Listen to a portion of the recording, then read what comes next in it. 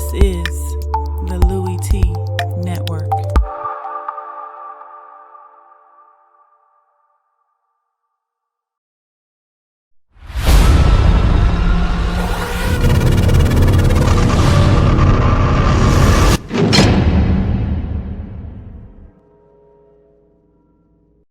Who else could it be but me, your man, Louie Tee?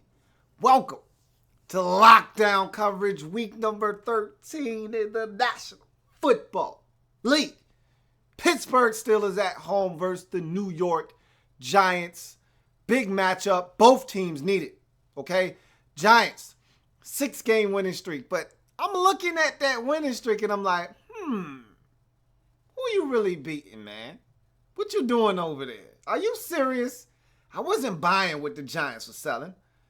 And I said, look, if you're serious, your schedule's about to get tough. Prove it to me, man. Go win some tough games. Steelers, Cowboys, Lions, just to name a few of the tough matchups the Giants have left remaining on the schedule. Go win some games, man. Prove me wrong. Because right now, I look at the Giants and I look at them and I say, I think you're fraudulent. We're going to find out. Meanwhile, for the Pittsburgh Steelers, 6-5 coming into this game. Ravens took care of business earlier in the day in dominating fashion. You need to keep pace with them. You got to find a way to win this game, get to 7-5, and try to win the AFC North because, like I said before, it's starting to look like a one-bid division, and that's only going to be the team that wins the division. So if you're the Steelers, don't have many plans on trying to get your hands on a wild card, although you may be able to get one in the process of trying to win the division.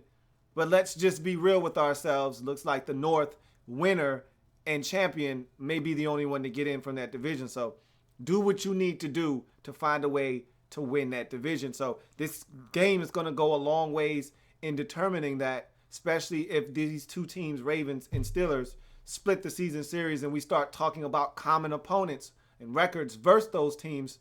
You got to find a way to beat the Giants, who already beat the Ravens, so that would give you a leg up in that discussion if it were to occur down the road. So big game for both teams involved. We'll break this one down here in a second. But first, as always, if you haven't already done so, what are you waiting on? Subscribe to the Louie Tee Network for more great content in 2016 and beyond. We're changing the game over here. I want you to help us do that by hitting that red subscribe button on YouTube to the Louie Tee Network. Also, I'm on Twitter at In The Lab Room.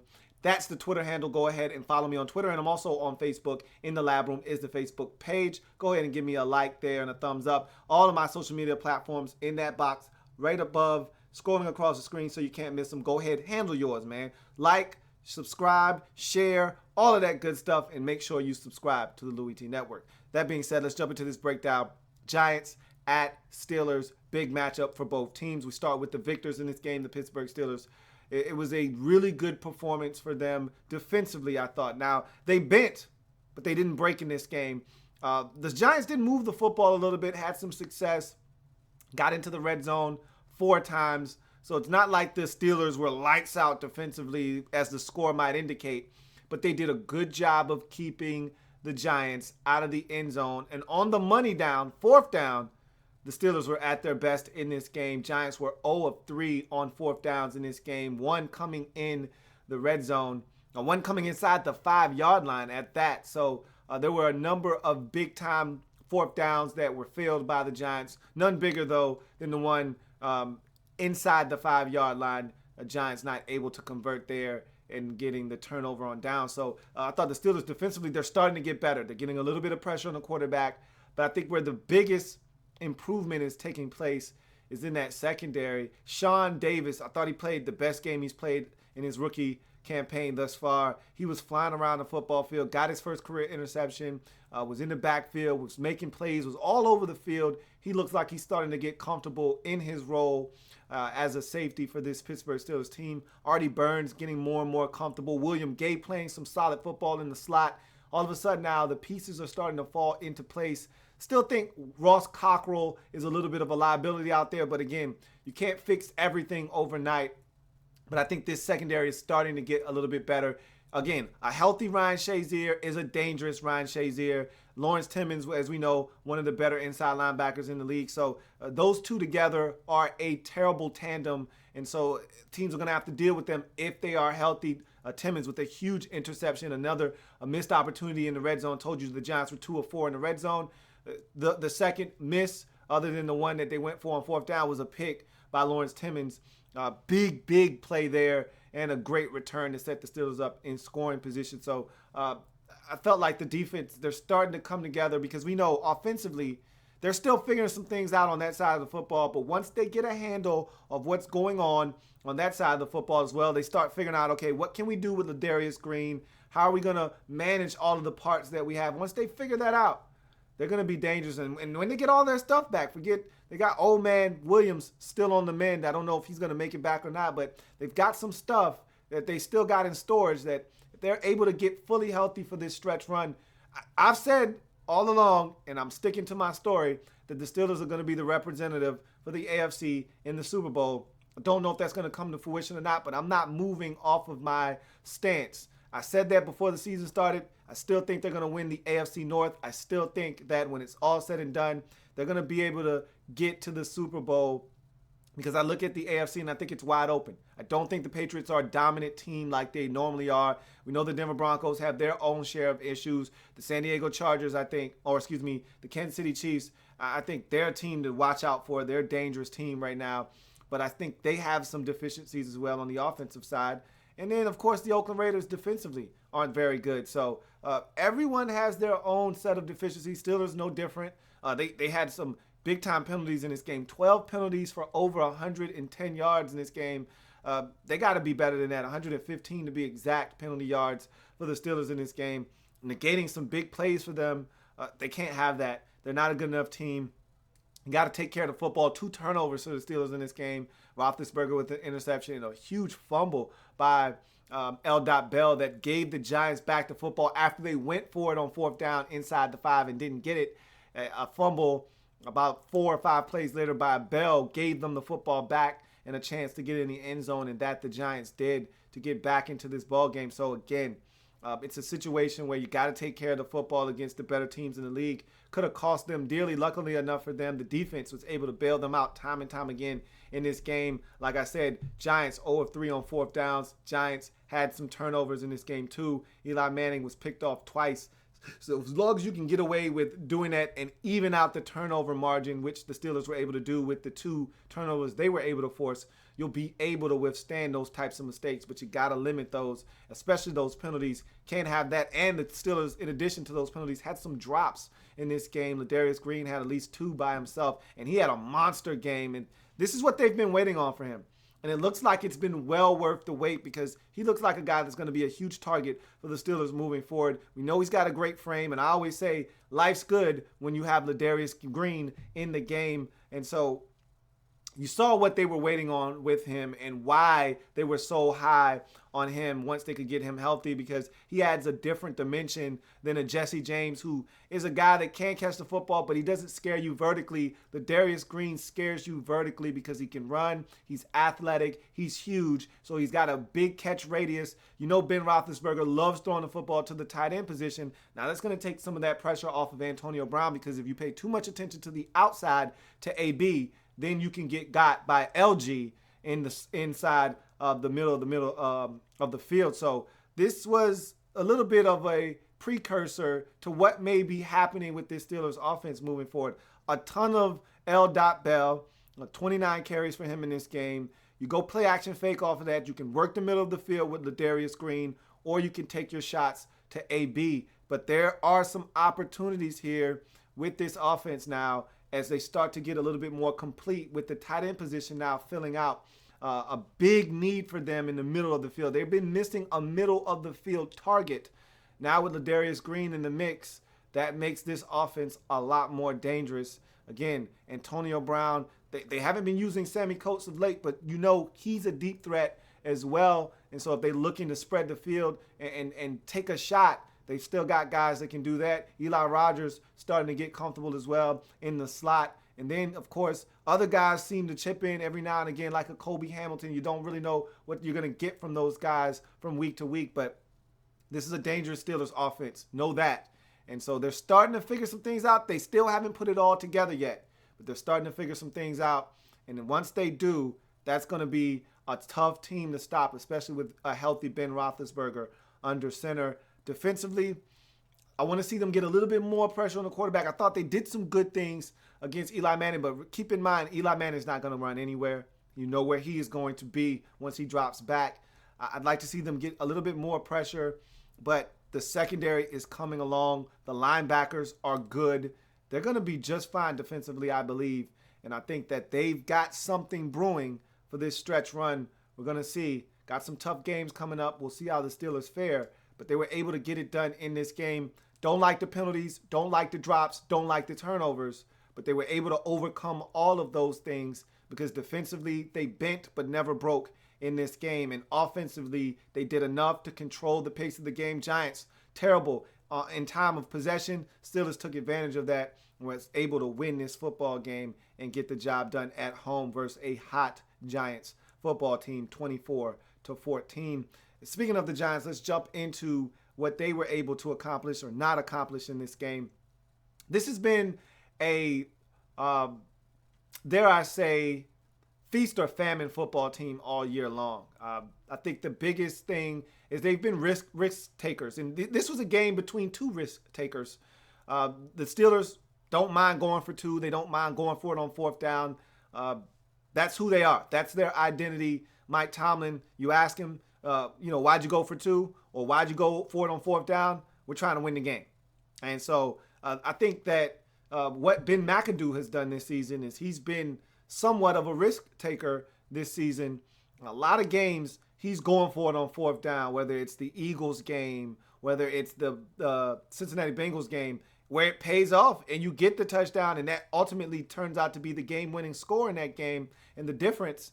Then there are games where you roll the dice, you go for it on fourth down and it doesn't pay off, like this game where you go for it a bunch of times and it doesn't work out for you. It's a situation where sometimes you got to gauge what is necessary and when do you need to just take the points. And in this game, he saw fit to go for it on 4th and 13. He saw fit to go for it on 4th and 9. He saw fit to go for it on a 4th and about 2 from the 4-yard line or so, and came up short each time. And so it's tough when you don't get points in situations where you think you should be able to get something and you get nothing. And then Eli Manning decides he wants to throw an interception in the red zone. That takes points off the scoreboard, or at least a scoring opportunity as well. So it's tough when you make those types of mistakes. A great play by Lawrence Timmons to pick him off, drop in the zone, and get that interception. But Eli Manning has to be better. I can think of at least 2 games where he's thrown a red zone interception that has helped cost the team the game. And that's something that they're going to have to clean up. They got to find a way to get into the end zone. They haven't been great at scoring points, this Giants football team, this season. The defense is getting better, and I still think that they've even got more room to grow because they still haven't been sacking the quarterback as much. 2 sacks for Olivier Vernon in this game. That's encouraging, but they don't sack the quarterback. And it's not all about sacks. It's about pressure, and they do apply pressure. So I don't want to make it seem as if they're not getting to the quarterback, but they're not getting the quarterback on the ground with the ball. You'd like to see them do that a little bit more. And so I think there is even more room for growth, but know this, Eli Apple is starting to play with some confidence. He looked really good in this game, got an interception, had a couple of PBUs. He's playing with supreme confidence. Landon Collins, to me, is arguably the best safety in the league right now, and I think there are other guys that still are ahead of him, but he's playing like the best safety, or at least one of the best safeties in the league right now. I think he should be in the discussion for Defensive Player of the Year. He's just playing outstanding football. And so that secondary with Janoris Jenkins and Landon Collins and now Eli Apple coming on and a veteran like Leon Hall, they've got some pieces out there that I think will allow them to be successful in the secondary. The linebackers, still a question mark. You're still not really sure what you're getting from them from week to week. They're still not an impressive group. They're solid, okay? They're not as bad as they used to be, but you can use an upgrade or two there. But this defensive line is good. The secondary is good. This defense is good. Now the question is, can you get enough out of the offense from week to week to win football games against the better teams in the league, like the Steelers, like the Lions, like the Cowboys next week. We're going to find out because right now the Giants offensively don't scare anyone with their production. A lot of that stems from the fact that they can't run the football very well. They don't run it enough in my mind because sometimes I look at Jennings and I'm like, why can't you run it more? He's not that bad of a back and he's getting, some chunks here and there. Perkins had a nice run in this game. They just don't run it enough. They don't make a concerted enough effort to run the football. That's why you talk about time of possession and them being second to last in the league. That's part of the reason why you're not possessing the football longer. That's part of the reason why this defense is on the field as often as they are, because you're not running the football. You're not sustaining offense. If you go out on the field and you throw it 3 times on a possession and you go 3 and out, you've just taken up about 45 seconds. That's max of the clock. If one of those is complete, maybe you've eaten up a minute and 30 seconds. If 2 of them are complete inbounds, you've eaten up 2 minutes maybe of actual game time and clock. So if you're going 3 and out and you're throwing it 3 times, you're not possessing the football for very long. And that's why this Giants team is lacking in time of possession, because if you run it a couple times, you convert, or even if you run it 2 times and throw it once, and you don't get it, but you're still having a clock run, it changes things in terms of time of possession. But the Giants throw it a ton, so the clock isn't running, especially if it's incomplete. And if you're coming off the field 3 and out, or you get 1 first down and then you're 3 and out after that, you're not going to win the time of possession battle, and that's been a big issue for the Giants this season. I think that defense does get tired at times, and they start to wear down. You saw it at the end of the game, Le'Veon Bell starting to get chunks. That's because the Giants' offense, not sustaining offense, that defense being put on the field and asked to get stops repeatedly, eventually they're going to break down. And that's what you saw at the end of this ball game, as Le'Veon Bell was finally able to get some chunk runs and get over the 100-yard mark, the first back to do that against the Giants this entire season. So Giants don't get it done on the road. Too many mistakes, too many turnovers, too many failed 4th downs, too many missed opportunities. You get inside the 5, you got to find a way to get something, a field goal, touchdown, something. Can't throw an interception in the red zone like Eli Manning did. Those are opportunities missed by the Giants. Can't have those things happen and expect to win. Can't go 0 of 3 on 4th down. Can't roll the dice repeatedly and fail. It's going to cost you. Ask the Steelers when they lost to the Dallas Cowboys. You can't repeatedly go for 2, roll the dice, and don't get it. It's going to come back to haunt you at the end of the game. Same can be said for the Giants in this game, as they don't get it done 24-14. Steelers do, however, get it done, and they move to 7-5. Take a slice of first place in the AFC North with the Ravens. Again, that's going to be a huge matchup on Christmas Day between the Ravens and the Steelers, but still a couple of games to get to before we get to that showdown, which ultimately might decide that division. We'll see what happens with these two teams, Ravens and Steelers, over the next couple of weeks as to what that matchup will ultimately mean on Christmas Day. But there's a big win for them.